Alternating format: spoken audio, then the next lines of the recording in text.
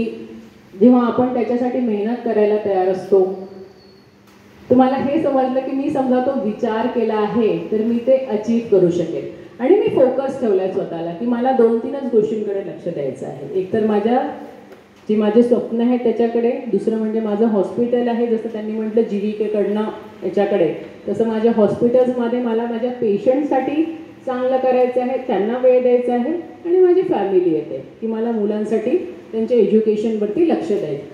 मी बाकीच्या सगळ्या गोष्टी ऑलमोस्ट बंद केल्या आहेत. म्हणजे पार्टीजला जाणं, आमच्या IIM-मध्ये तर खूप पार्टीज होत राहतात, पण या सगळ्यांना जाणं मी खूप टाळते आता. जिथे अगदीच आवश्यक आहे की नाही मला जाणं कंपल्सरी आहे. काय होतो, अच्छा त्या मित्रांनी बोलावलंय ना मला, मग त्याला दुखवलं तर कसं वाटेल, म्हणून इच्छा नसताना पण आपण खूपदा जातो. आपल्याला नाही म्हणायला शिकायला पाहिजे. समजा आपल्याला एक फोकस्ड लाईफ जगायचं आहे तर हे नाही म्हणणं शिकलं ना की खूप साऱ्या गोष्टी सहज होऊन जातात. सुरुवातीला वाईट वाटतं की अरे मला लोक माझ्याशी बोलणार नाही, असेल तर नाही होणार की लोक मला ओळखणारच नाही काही दिवसांनी, पण असं होत नाही. आपण आपल्यातच एवढा आनंदी राहायला शिकतो ना की आपल्याला हे एक्सटर्नल फॅक्टर इन्फ्लुएन्सच नाही करत. आपल्याला पूर्ण आयुष्यच ॲक्च्युली सोसायटीवरती डिपेंड करतं की अरे हा काय म्हणेल, तो काय म्हणेल, असं केलं तर त्याला काय वाटेल, तसं केलं तर तिला काय वाटेल. या सगळ्या चक्रातनं जेव्हा आपण बाहेर पडतो ना तेव्हा आपण खरं आयुष्य जगायला लागतो की अच्छा मला हे वाटत आहे ना, मी हे करणार. मला समजा धावायचं ना पावसात तर मी धावणार. लोकांनी काही पण म्हणू दे ना, काय फरक पडणार आहे त्यांनी ना, पण मला जे करायचं आहे ते माझ्या दृष्टीने समजा बरोबर आहे तर मी ते करणार. हे जेव्हा आपण शिकतो की समाजातल्या फक्त चांगल्या गोष्टी घ्यायच्या, वाईट गोष्टींना सोडून द्यायचं, तेव्हा आपल्याला आपलं ध्येय पूर्ण करायला हेल्प होत आहे.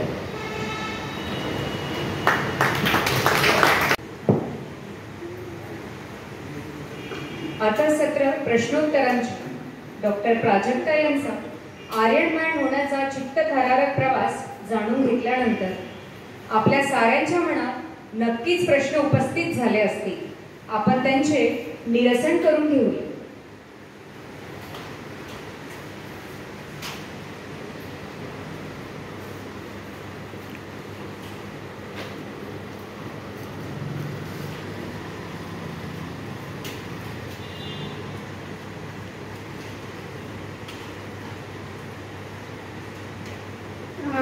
तुम्ही आज सृजनचा कार्यक्रमाला आल्या आणि आपली जी माहिती सांगितली ती फार मस्त होती.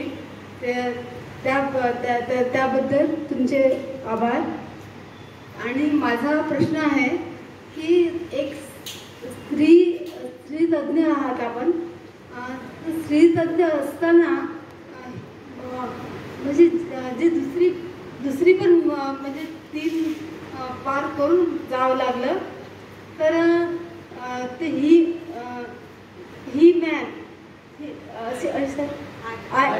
आयरन मॅन हे कसं, म्हणजे याकडे तुम्ही दोन्ही ॲक्च्युली मी तेच म्हणलं ना, प्रायोरिटी आपल्याला डिसाईड करावं लागतं की आपण आपल्यासाठी काय इम्पॉर्टंट आहे. मी माझी प्रायोरिटी ठरवली की मला आयरन मॅन करायचं आहे. मग मी वेळेला नियोजित केलं की सकाळचा वेळ हा माझ्या स्वतःच्या फिजिकल फिटनेससाठी राहणार आहे. त्याच्यामध्ये मी सायकलिंग, रनिंग, स्विमिंग सगळं करायची. सकाळी 5 वाजता उठून 9 वाजेपर्यंत माझी ट्रेनिंग चालायची. त्या काळात अगदीच पेशंट आला तर मग तुम्ही काही नाही करू शकत. पण प्रत्येक दिवशी पेशंट येईलच असा नसतो. आठवड्यातनं एखाद्या वेळेस किंवा 15 दिवसातनं एखाद्या वेळेस पर्टिक्युलरली त्या वेळेमध्ये पेशंट असू शकतो. खूपदा रात्री पेशंट्स येतात आणि स्पेसिफिकली आमच्या डिलिव्हरीचे. म्हणून मी काय केलं होतं ना, एक आपण ॲलोकेशन ऑफ वर्क म्हणतो. प्रत्येक गोष्ट आपणच करू शकतो असं नाही, आपल्याला वर्क ॲलोकेट करावं लागतं, दुसऱ्यांना द्यावं लागतं. म्हणून जेव्हा मी आयरनमॅनची तयारी करत होती, स्पेसिफिकली फुल आयरनमॅनची, तेव्हा मी शेवटच्या 2 महिन्यासाठी एक दुसरी गायनेकोलॉजिस्ट हायर केली होती रात्रीसाठी. कारण जेव्हा आपण एवढी फिटनेस जर्नी करतो की आपल्याला 180 किलोमीटर सायकल करायचं आहे, 42 किलोमीटर रन करायचं आहे, तर त्याच्यामध्ये खूप प्राधान्य असतं. म्हणजे तुमची झोप 7 तासाची व्हायलाच पाहिजे, याच्याकडे लक्ष करायचं. समजा झोप माझी झाली तुमची, दुसऱ्या दिवशी तुम्हाला त्याचा त्रास चालवायला लागतो. म्हणून झोप होणं आवश्यक असते. तर म्हणून मी 2 महिन्यासाठी एक गायनेकोलॉजिस्टला रात्रीसाठी ठेवलं होतं.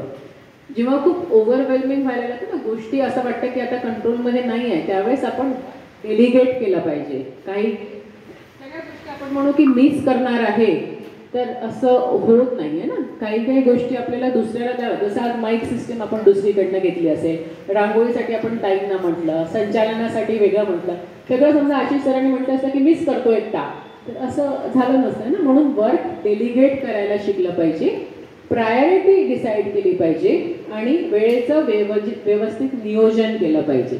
सकाळचा वेळ माझ्या एक्झरसाईजसाठी आहे, तो मी एक्झरसाईजसाठीच देणार. 11 ते 7 ही माझ्या हॉस्पिटलची वेळ आहे, ती मी हॉस्पिटलसाठीच देणार. आणि संध्याकाळची वेळ ही माझ्या घरच्यासाठी आहे, ते मी घरीच देणार.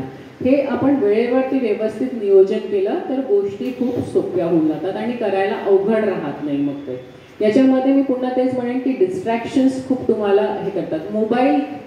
तुम्ही मोबाईल हात नाही लावला ना तर तुमचा कमीत कमी 2 ते 3 तास तर आरामात वाचतात तुमचे.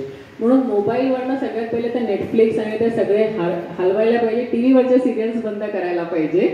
म्हणजे तुमच्याजवळनं तुम्हाला कल्पना पण येणार नाही एवढा सारा वेळ तुमच्या हातात असतो. ॲक्च्युली वेळेचं व्यवस्थित नियोजन करा तर कोणतीच गोष्ट अशक्य नाही राहत ॲक्च्युली.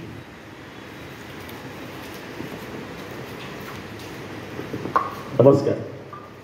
तुम्ही बऱ्याच प्रतियोगितामध्ये भाग घेतला असं तुम्ही सांगितलं. तुमच्यासोबतचे प्रतिस्पर्धी त्यांचा अनुभव आणि सुरुवातीला काही एकदम जिंकला नसाल, पहिल्यांदा कमी पडलं तेव्हाचा अनुभव आणि त्यानंतर जिंकल्यानंतर प्रतिस्पर्धी सहकाऱ्यांचे अनुभव तुम्हाला कसे वाटतात? एक तुमचा कोट आहे ॲक्च्युली की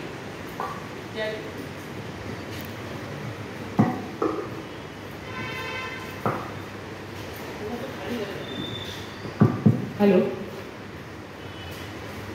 एक खूप सुंदर मन आहे की सुरुवात करताना ना खूप सारे लोक तुमच्या सोबत असतात, पण जेव्हा तुम्ही खडतर प्रवास करायला सुरुवात करता किंवा एखादा वेगळा मार्ग निवडता तर त्याच्यातले सगळेच लोक तुमच्या सोबत येतील असं नाही राहत आणि मग ते तुमचे प्रतिस्पर्धी बनतात. ॲक्च्युली आम्ही जेव्हा स्टार्ट केलं आयरनमॅनचं जर्नी तेव्हा आम्ही ऑलमोस्ट 8 ते 9 जण होतो या जर्नीमध्ये प्रवास करणारे. पण मग बाकीचे सगळे थांबवून गेले की नाही याच्यानंतर आम्हाला नाही करायचं आहे म्हणून. पण मी तो प्रवास सुरू ठेवला कारण मला म्हणजे ॲक्च्युली त्या डेस्टिनेशनपेक्षा म्हणजे आयरनमॅनपेक्षा तो जो प्रवास आहे, ती जी प्रोसेस आहे, रोज सकाळी उठायचं, एक्झरसाईज करायची, एक्झरसाईज केल्यामुळे आपल्याला खाण्यावरती व्यवस्थित आपण हे करू शकतो की नाही, आपल्याला तळलेले पदार्थ नाही खायचे, मैद्याचे पदार्थ नाही खायचे, बाहेरचे पदार्थ नाही खायचे, हे जे आपण स्वतःवरतीच एक रिस्ट्रिक्शन म्हणण्यापेक्षा एक कंट्रोल ठेवायला सुरुवात करतो. हा कंट्रोल माझ्यासाठी महत्त्वाचा होता आणि मला हे समजत होतं की या प्रोसेसमध्ये मी फिट आणि फिट होत जाते आहे. म्हणून मी ही जर्नी कंटिन्यू ठेवली आणि ह्या सगळ्यांमध्ये जो एक मेंटल स्ट्रेंथ मिळत जातो आपल्याला, एक मनाची जी दृढता मिळत जाते प्रत्येक गोष्टीमध्ये. आयरनमॅनमध्ये खूप साऱ्या गोष्टी होतात. स्विम करताना एक तुमच्यासोबत कमीत कमी 1000 प्रतिस्पर्धी असतात त्याच्यामध्ये. त्या सगळ्यांचे पाय लागतात, हात लागतात, तुम्हाला मारतात, हे सगळं होतं. पण त्या सगळ्या सिच्युएशनमध्ये तुम्ही कसं शांत राहून ते टॅकल करता. रनमध्ये 180 किलोमीटर करायला कंटाळा येतो, तुम्हाला असं वाटतं की हे काय करतोय आपण, आणि खूपदा असे प्रश्न येतात. स्पेसिफिकली जेव्हा आपण स्पर्धा करतो किंवा लॉंग ट्रेनिंग असतं तेव्हा असं वाटतं की हे आपण का करतो आहे. पण त्या वेळेवरती जी दृढता आपल्याला मेंटल स्ट्रेंथ देत जाते ती गोष्ट, ती कशानेच येणार नाही जोपर्यंत तुम्ही ती प्रोसेसमधनं जात नाही. एखाद्या सोन्याला कडं बनवायसाठी पण त्याला मारावं लागतं आपल्याला, त्याला भट्टीतनं हे करावं लागतं, तेव्हा कुठे ते नितळतं. तसंच असतं आहे, तुम्ही जोपर्यंत त्या प्रोसेसमधनं जाणार नाही तोपर्यंत तुम्ही तेवढं तुम्हाला ते हे येणार नाही. कोणती गोष्ट साध्य करायला त्या प्रोसेसमधनं जावं लागतं. ती प्रोसेस खूप मस्त असते. प्रतिस्पर्ध्यांचं म्हणाल तर इथे सगळेच स्पर्धे असतात, सगळेच प्रतिस्पर्धी असतात असं नसतं. सगळेजण आपापला व्याप सांभाळून आलेले असतात. याच्यामध्ये 2 प्रकार असतात ॲक्च्युली आयरनमॅन्समध्ये. एलाइट लोक असतात आणि एक नॉर्मल लोक असतात. एलाइट्स म्हणजे जे जसं ऑलिम्पिकचे गेम्स आहेत त्याच्यामध्ये खूप सारे प्रतिस्पर्धी भाग घेतात, पण फर्स्ट सेकंड थर्डच येतात है ना. याच्यामध्ये पण असं असतं की एलिट म्हणजे जे प्राईज मनीसाठी खेळतात, की नाही बा आम्हाला हे पाहिजे, आम्हाला फर्स्ट रँक आला की त्यांना पैसे मिळतात. आपल्यासारखे जे असतात जसं मॅरेथॉन्समध्ये जे फर्स्ट येतात त्यांना प्राईज मिळतं, पण बाकीचे लोक कम्प्लीट केल्याच्या याच्यात असतात की मी ही प्रोसेस केली आणि मी कम्प्लीट केलं. सेम आयरनमॅनमध्ये पण असतं की हां तुम्ही ऑब्व्हियसली पहिले गेले तर तुम्हाला वर्ल्ड चॅम्पियनशिप्समध्ये पार्टिसिपेशन मिळतं, तुम्हाला प्राईज मनी मिळतो, पण काही नाही झालं तरी कम्प्लीट केल्याचा आनंद असतोच असतो. तर ऑब्व्हियसली जेव्हा गोव्यामध्ये माझं खूप छान झालं होतं तेव्हा मला तो आनंद म्हणजे खूपच वेगळा होता की आपण एवढ्या लोकांमध्ये आपण इतके फिट आहोत हे ऐकायला मला छान वाटलं होतं. पण इन जनरल त्या याच्यापेक्षा ही जर्नी मला जास्त आवडते की मी फिट राहायच्या प्रोसेसमध्ये अजूनपर्यंत टिकून आहे आणि मला टिकायचं आहे हे मला जास्त महत्त्वाचं वाटतं.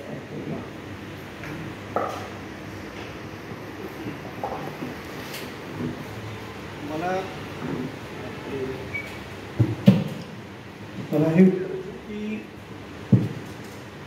मुलांचा कसा काय तुम्हाला सपोर्ट मिळाला, कारण आई म्हटलं की मुलांना हवी असतेच आणि मुलं तुमची लहान होती आणि अशा वेळेस त्यांच्या काय प्रतिक्रिया होत्या? ॲक्च्युली बायकांसाठी हाच प्रॉब्लेम असतो बेसिकली की मुलं जोपर्यंत छोटे असतात ना तोपर्यंत खरंच वेळ देणं खूप मुश्किल होतं. लकीली माझ्यासाठी हे होतं की गार्गी स्पोर्ट्समध्ये होती म्हणून आम्ही दोघीही 5 वाजता उठून जायचो रनिंगसाठी.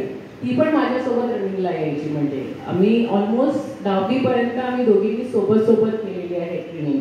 ती फक्त सायकलिंग नाही करायची पण रनिंगमध्ये ती आणि मी आम्ही सोबत जायचो. मुलगा मोठा झाला होता, तो पुण्याला शिफ्ट झाला होता, तर त्याचा असा चेन होता. पण गार्गी आणि मी सोबत ट्रेनिंग करायची. एकमेकीचं दुःख आम्हाला समजायचं की हां तुझे पाय दुखतात आहे, माझे पाय दुखतात आहे त्याचं. पण कारण की ती स्पोर्ट्स पर्सन होती म्हणून तिला त्याचं नेहमीच कौतुक आहे दोघांना पण की मम्मी तू इतकं करता. आणि खूपदा काय होतं ना, उदाहरण सांगताना मी त्यांना हेच उदाहरण सांगते की हे म्हणजे त्रास सगळ्या गोष्टींमध्ये असतो. जेव्हा मी धावते तेव्हा माझे पाय दुखत नाही किंवा लोखंडाचे पडले आहेत असं नाही आहे. त्रास मला पण होतो, पाय दुखतात, हात दुखतात, डोकं दुखतं, सगळं दुखायला सुरुवात होते. पण त्याच्यातनं आपण कसं पार करतो त्याला इम्पॉर्टन्स आहे. अभ्यास करताना कंटाळा येणारच आहे, पण त्याला तू कसं मेंटली समोर जाते त्याच्यावरती तुझं सक्सेस डिपेंड करतं. हे आपण जेव्हा आपण करतो ना तेव्हा आपण मुलांना उदाहरणांनी समजून सांगू शकतो आणि मुलं खूप रिसेप्टिव्ह असतात. ॲक्च्युली ते आपल्याला बघत असतात. मला खूपदा स्विमिंगला असं वाटायचं की स्विमिंग नाही आहे ते सोडून दिलं पाहिजे का, पण त्यावेळेवरती ॲक्च्युली मला मुलांचं लक्षात येतं की मी त्यांच्यासमोर समजा हे उदाहरण हे केलं की नाही सोडलं तरी चालतं, त्यांना ते दिसेल की अरे मम्मी तर सोडत आहे, मग मी सोडून दिलं तर काय फरक पडतो. म्हणून मला त्यांच्यासमोर हे उदाहरण ठेवायचं होतं की बघ कठीण असतं पण असाध्य काहीच नसतं. त्या जिद्दीने ॲक्च्युली मी हे आयरनमॅनचं कम्प्लीट केलं. त्यांना म्हणजे त्याच्यामध्ये त्यांना खूपदा मला वाटायचं की सोडून द्यावं, आपल्याकडनं स्विमिंग नाही जमणार आहे, खूप कठीण गोष्ट आहे ही. पण त्यांना पाहून खरंच म्हणजे मी ते कंटिन्यू केलं.